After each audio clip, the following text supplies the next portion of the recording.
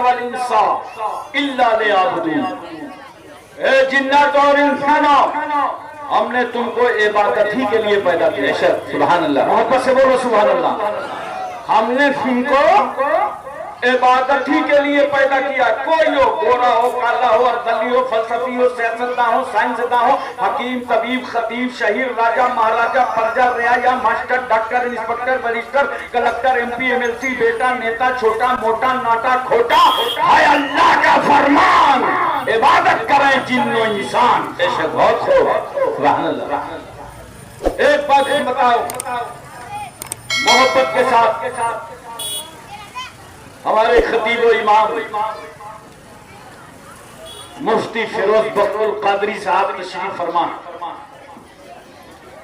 और मेरा ख्याल है इस इलाके की किसी मस्जिद के खतीब व इमाम कारी महबूब आलम साहब जिम्मेदार लोग बैठे हैं। इमाम साहब ने अपने बेटे से कहा, है ना?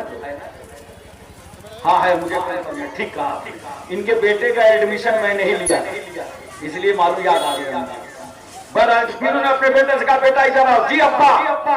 कहा सुनो, तुम सिर्फ कुरान पढ़ने के लिए हो? कहा वेद नहीं, अथर्ववेद नहीं, ऋग्वेद नहीं, लैलावती नहीं, महाभारत नहीं, गीता नहीं, सीता नहीं, प्रकाश मत कर बकवास, तो सिर्फ कुरान पढ़ने के लिए। कहा ठीक है, मैं कुरान पढ़ूंगा, मगर एक बात बताइए, मुझको इनाम क्या मिलेगा? कहा बेटे तू कुरान पढ़। देखिए मेरा मकान है ना, मकान का स्पेशल रूम तेरे लिए, ये चादर तेरे लिए, तकिया तेरे लिए, चारपाई तेरे लिए, ये जेबाइश तेरे लिए, लाइट तेरे लिए, पंखा तेरे लिए, ये पूरा रूम तेरे लिए, और तू कुरान के लिए। अब मुझे बताओ, अगर इमाम साहब का बेटा दीनी तालीम हासिल करना छोड़ दे, कुरान सुनना छोड़ दे, तो ये अपने बेटे से क्या कहेंगे? स्पेशल रूम खाली करो, आम फैमिली में सेट हो जाओ, आम बच्चों के साथ रहना पड़ेगा, बिस्तरा गोल कर दो, खटिया खड़ी कर दो, लाइट बंद करो, पंखा खोल दो। क्यों? अरे जिस काम के लिए मैंने मखसूस कमरा दिया था वो काम तो इसने किया ही नहीं। बिला नस्बी और तमसील समझने की कोशिश करो। अल्लाह फरमाता है वमा खलक़तुल जिन्ना वल इंसा इल्ला लियअबुदून। अरे जिन्नात और इंसानों, हमने तुमको इबादत ही के लिए पैदा किया है। हमने कहा मौला हम तेरी इबादत करेंगे, हम रुकू में जाएंगे, सजदे में जाएंगे, पेशानी तेरी बारगाह में झुकाएंगे। हे अल्लाह तुझे हम पुकारेंगे, नमाज पढ़ेंगे, मगर ये तो बता तू दुनिया में क्या इनाम देगा? अल्लाह बहुत हो, आखिरत में तो देगा, लेकिन अभी दुनिया में क्या इनाम देगा? बता की रहमत मुस्कुरा पड़ी। बंदो तुम नमाज पढ़ो, ये जमीन का बिछौना तुम्हारे लिए है, आसमान का शामियाना तुम्हारे लिए है, ये चांद सूरज की रोशनी तुम्हारे लिए है, ये बहरों बरगो समर खुशकुतर तुम्हारे लिए है, ये रमानी तुम्हारे लिए है, ये बिल्डिंगें तुम्हारे लिए हैं, ये इमारतें तुम्हारे लिए है, ये खाने की चीजें तुम्हारे लिए है, और तुम नमाज के लिए हो।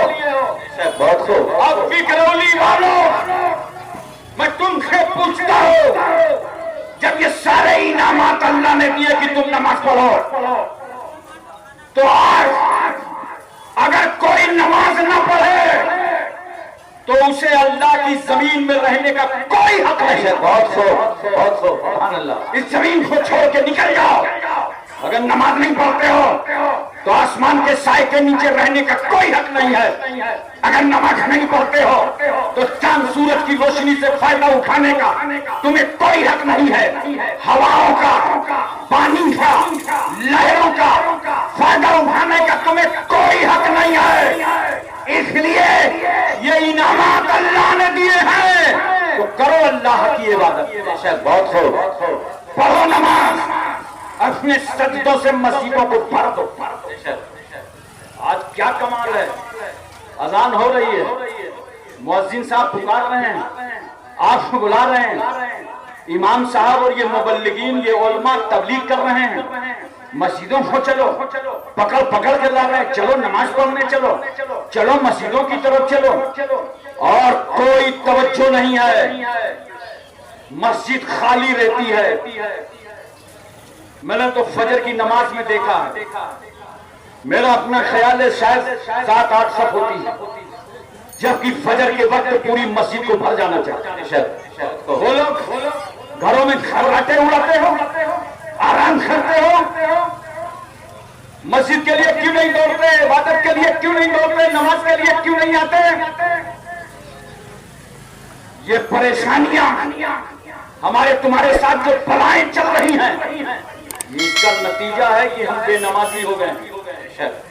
कसम खुदा की बड़ी गारंटी से कहता हूं, अगर आज दुनिया का हर मुसलमान चेहरे में दाढ़ी रख ले और अजान होने पर नमाज पढ़ने लगे तो तुम्हारी अजमत रफ्तार वापस आ जाएगी। बहुत हो, तुम्हारी खेलों का परचम फिर लहराने लगेगा। आप देखिए, बक बक कर रहे हैं लोग दुकानों में, चाय खानों में। क्रिकेट हो रहा है तो क्रिकेट की खैरियत पूछ रहे हैं, लेकिन नमाज से गफलत हो रही है। मैंने कहा आज इंसान नमाज छोड़े है, क्या वजह है? ये जमीन धंस क्यों नहीं जाती? आसमान तो इंसान की तबाही के लिए अपने जबड़े क्यों नहीं खोल देता? चांद सूरज की रोशनी इस इंसान पर मान क्यों नहीं पड़ जाती? इस समंदर का पानी इस इंसान के गले का फंदा क्यों नहीं बन जाता? जिस काम के लिए पैदा किया गया था वो काम तो कर ही नहीं रहा। कयामत तू क्यों नहीं आ जाती? कयामत ने कहा हम तो इंसान का पाप देखकर, गुनाह देखकर, शिर्क को कुफ्र देखकर कयामत तो आ जाती, मगर आ गए जनाबे मोहम्मद रसूलुल्लाह।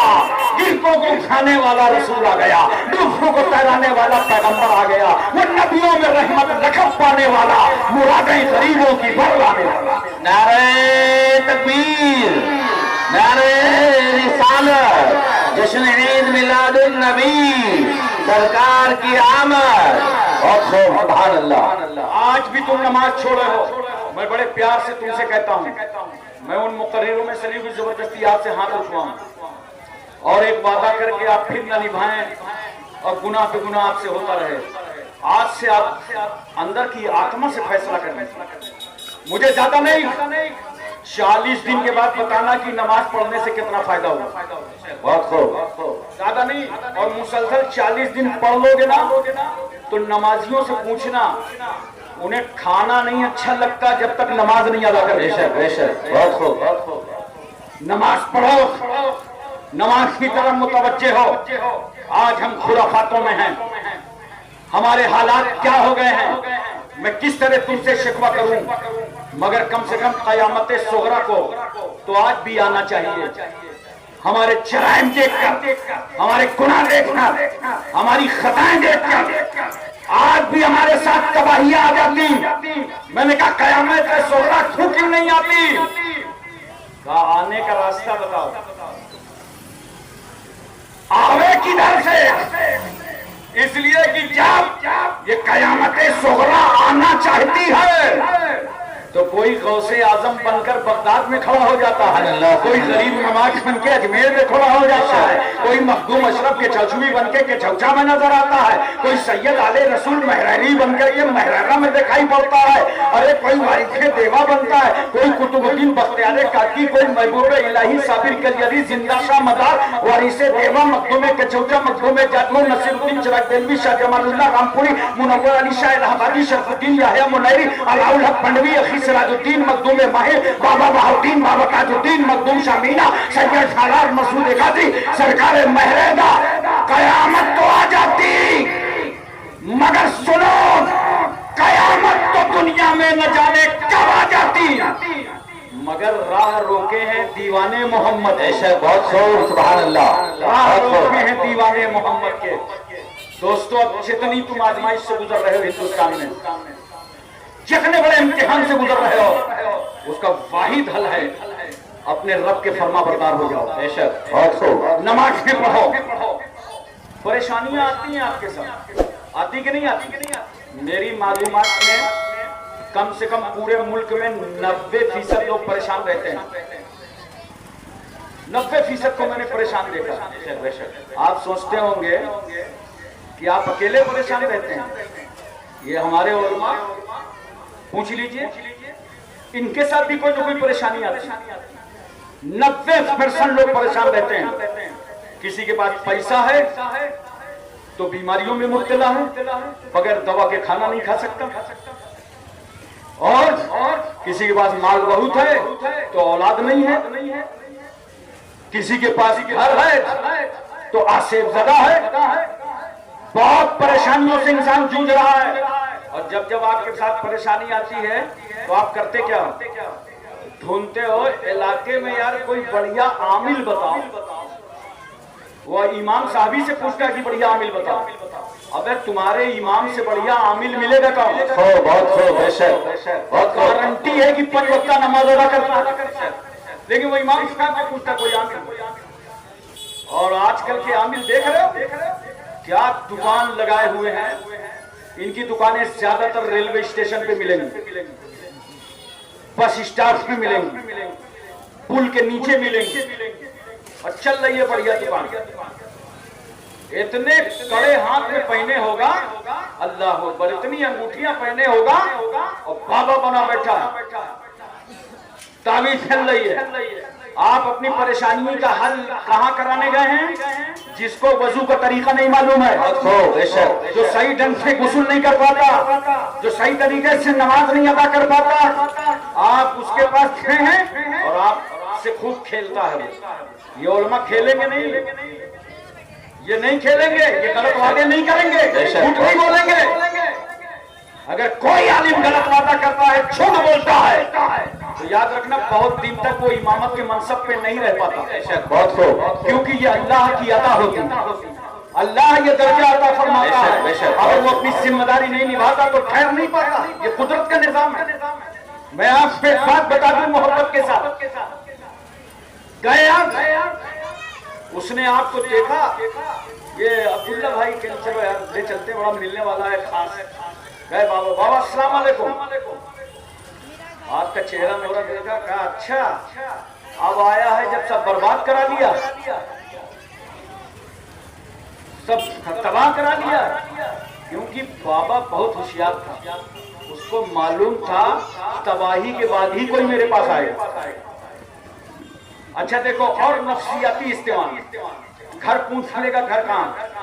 आपने जैसे शहर का इलाका बताया, भिंडी बाजार के हैं, कोरला के हैं, आपने पूछा घर कहाँ है, आपने कहा बिकरौली में है, टैगोर नगर, तो फौरन आपसे कहेगा अच्छा वो आपके घर के सामने से जो बिजली का तार गया। अबे बाबा बेवकूफ थोड़ी है, उसको मालूम है कि शहर का शायद ही कोई ऐसा मकान हो जहाँ बिजली का तार न गया। और आपने कहा क्या बिजली का तार गया है? आपने कहा भाई कितना पहुंचेला बाबा है, हमारे घर तो आया नहीं, वहीं से बता रहा है बिजली का तार सामने से गया। कहाँ फ्रॉड में फंसे हुए हो? अगर तुम्हें तावीज की दुआ की जरूरत पड़ा करे तो अपने मोहल्ले के आलिम दीन से राब्ता किया करो, मस्जिद के इमाम से राब्ता किया करो, मस्जिदों में जाकर नमाजियों से दम करा लिया करो। तुम्हें नहीं मालूम मस्जिद के बाहर सिर्फ मुस्लिम औरतें दम नहीं कराती हैं, हमारे मुल्क की गैर मुस्लिम औरतें भी अपने बच्चों को दम कराने आती हैं। अरे शिफा मिलता है तभी तो आती है। मैं तुम्हें मांगने का तरीका बताता हूं। कहा ये बाबा के चक्कर में पड़े, खुद से कुछ कोशिश किया करो। बहुत हो सब मतलब मेडिकल स्टोर समझते हो क्या? ये वाली तावीज ले लें खांसी की, ये वाली कारोबार की ले लें, ये वाली शादी के ले लें। आओ मैं तुम्हें बताता हूँ, तुमने अपनी मंजिल नहीं पहचाना, तुमने अपनी जगह नहीं पहचाना, तुम पहचानो। मैं तुम्हें गारंटी से कहता हूँ खुद अपनी परेशानियां तुम दूर कर लोगे। देखो मांगने का तरीका सीखो, खुदा से मांगा कैसे जाता है, अल्लाह से मांगा कैसे जाता है। तुम्हारे घर में एक बच्चा है ना, छोटा बच्चा, दूध पीता बच्चा, बात नहीं कर सकता, बोल नहीं सकता, अपनी जरूरियात नहीं बता सकता, चड्डी पे चड्डी खराब कर रहा है, वरना बता देता ना अम्मी पेशाब करना है ले चलो, कुछ नहीं बता सकता, बोल सकता। अचानक उस बच्चे के पेट में दर्द होता, आप यही समझेंगे जैसे बच्चा रोएगा, दर्द है, रोया बच्चा, चीखा बच्चा, माँ ने समझा मेरे बेटे के पेट में दर्द है, बच्चे को लेटा दिया और उसका पेट दबा रही है माँ, कभी यहाँ दाबती है, कभी यहाँ दाबती है, यहाँ दाबती है और कहती है लगता है गैस का कुछ प्रॉब्लम है, लेकिन बच्चा चुप नहीं हो रहा। तो फिर माँ क्या करती है, उसका कान पकड़ती यूं दाबती है, प्याज काट कर डालती है, लगता है मेरे बच्चे के कान में दर्द है, मगर बच्चा अभी चुप नहीं हुआ। तो माँ उसे दूध बना के ले आई, लगता है भूखा है, अब भी नहीं चुप हुआ। माँ ने छाती से लगा लिया, दूध पी ले मेरे बेटे, अब भी रो रहा। जरा तवज्जो कीजिएगा, इतने में माँ क्या कहती है, बेटे के बाप से, अपने शौहर से, ऐसा लगता है अंदर रहते रहते घुटन महसूस कर रहा है, थोड़ा इसे गोद में उठाओ और बाहर टहला दो। ओ बेशक, जैसे बाप ने बेटे को गोद में लेकर 2 कदम आगे बढ़ाया, बच्चा मुस्कुराने लगा, चुप हो गया। क्या वजह है, रोया था, रोया। मैंने उसका हक देना चाहा कि दूध का हक दे दूं, बेटे ने कहा ये हक नहीं चाहिए, रोया। माँ ने चाहा पेट के दर्द का हक दे दूं, माँ ने कहा, बेटे ने कहा ये हक नहीं चाहिए, रोया। माँ ने चाहा कि कान के दर्द का हक दे दूं, बेटे ने कहा माँ ये दर्द नहीं चाहिए, ये दवा नहीं चाहिए, ये हक नहीं चाहिए, मगर इतना रोया कि बेमुंह का बच्चा बाहर टहलना चाहता था तो रो रो के अपने माँ बाप से टहलने का हक ले लिया। बहुत खूब, सुभान अल्लाह। ऐसा रोया कि टहलने का हक ले लिया बच्चे ने। अब मैं तुमसे कहता हूँ मुसलमानों, जब तुम्हारे साथ मुसीबतें आए, परेशानियां आए, बलाएं आए, मुसीबतों में तुम गिरफ्तार हो, जवान बेटी की शादी का मसला हो, बेटी की शादी न हो रही हो, यहाँ पे एक बात मैं और कहना चाहता हूँ, तवज्जो के साथ माँ बाप अपनी जिम्मेदारी महसूस करें। जब तुम्हारी बेटियां जवान हो जाएं, तो टाइम पर उन बेटियों का रिश्ता कर दिया जाए। बहुत इसमें ताखीर मत करो। आप देख रहे दुनिया में क्या हो रहा है, पूरे मुल्क में क्या हो रहा है, मुस्लिम बेटियों का क्या हश्र है, वो मुर्तद्दा हो रही हैं, इर्तिदाद आमतौर से है, पैसे की लालच में कम से कम 40-50 बच्चियों की लिस्ट मैंने खुद देखी है, जिनको कुफ्र शिर्क के जाल में फंसाया गया और उसके बाद उनका मर्डर हो गया। वो बच्चियां मार दी गई, न खुदा ही मिला, न वेखाले सनम, न इधर गिरे न उधर गिरे। तुमने बेटियों अपनी दुनिया भी तबाह की और अपनी आखिरत भी तबाह किया। मेरी बेटियों कनीज़े फातिमा बन जाओ, बेशक, सुभान अल्लाह, और अपनी जिंदगी को सही कर लो। जहाँ खुदा ने तुम्हारे मुकद्दर में लिखा होगा वहाँ अच्छा से अच्छा रिश्ता होगा। अगर मुकद्दर से लड़ने की कोशिश करोगी तो तुम्हारी जिंदगी भर तबाही नजर आएगी। बहुत खूब, सुभान अल्लाह। मैं कहता हूँ जवान बेटी की शादी का मसला हो, कारोबार भ्रष्ट हो गया हो, बीमारियां घेरे हो, आफतें हो, बलाएं हो, घर से निकलना मुश्किल हो, दुश्मन सामने खड़ा हो और तुम परेशानियों में घिर गए हो, इन मक्कार बाबाओं के पास न जाया करो।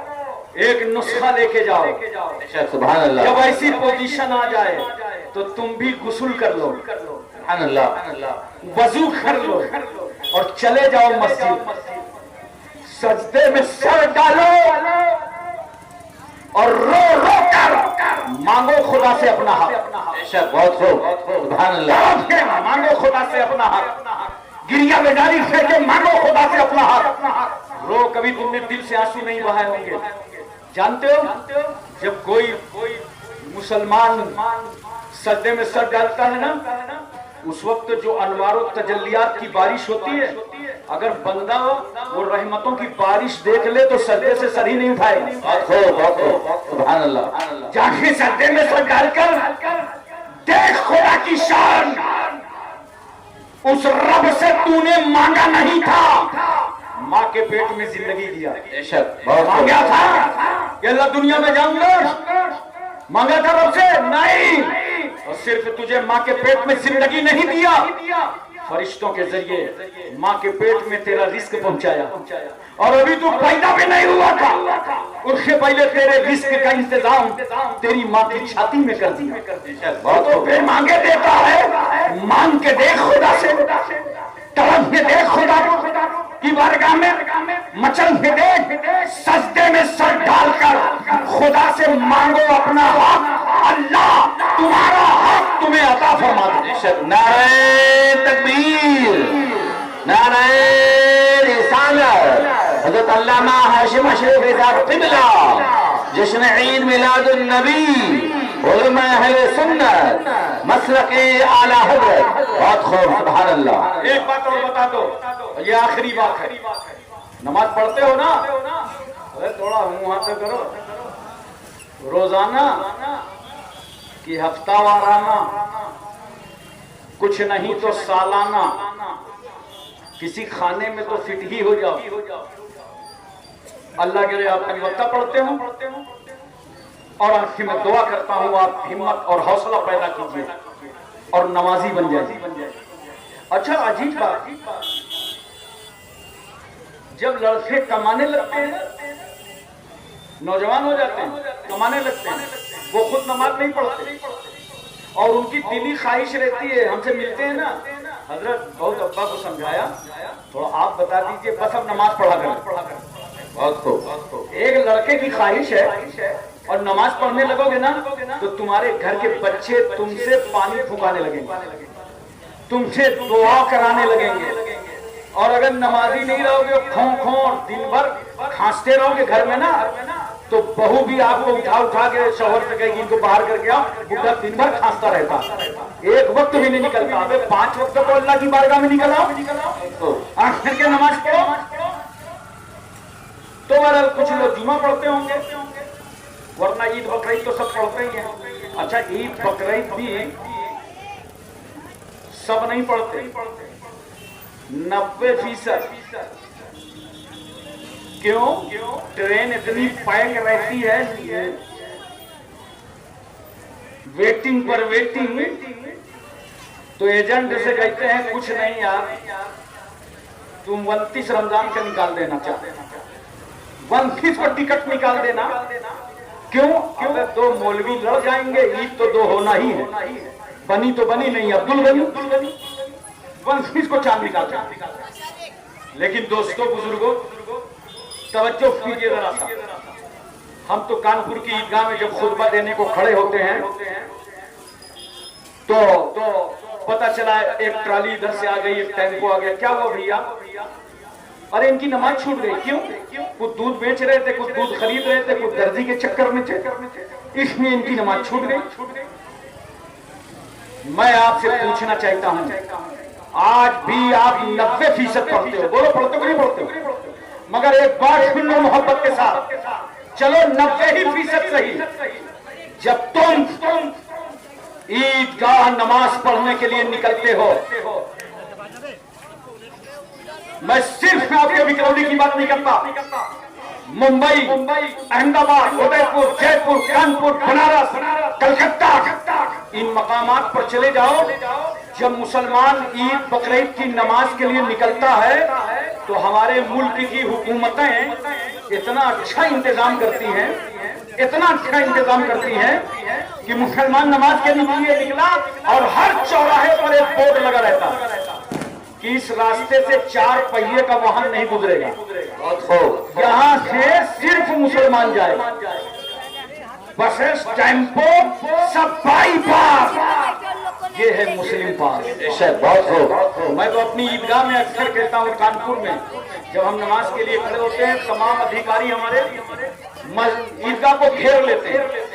हमने कहा देखो, ये है हिंदुस्तान, ये है मोहब्बतों की बात, कि यहाँ पुलिस हमें इंतजाम में लेकर हिफाजत में लेके नमाज पढ़वा रही है। अच्छा, बहुत खूब। हमारी हिफाजत हो रही है, हम इबादत कर रहे हैं। अब मुझे मोहब्बत से बताओ कि जब साल में 2 मरतबे तुम ईद बकरीद से नमाज के लिए निकलते हो तो तुम्हारी इज्जतें इतनी बुलंद होती हैं। अगर पूरे साल 5 वक्ता नमाज पढ़ने लगो तो तुम्हारी अजमतों का झंडा लहराने से। बहुत खूब, सुभान अल्लाह। अल्लाह की बारगाह में दुआ है, अल्लाह ताला हमको आपको सबको इल्म अमल की तौफीक रफीक अता फरमाए। व आखिर दावाना।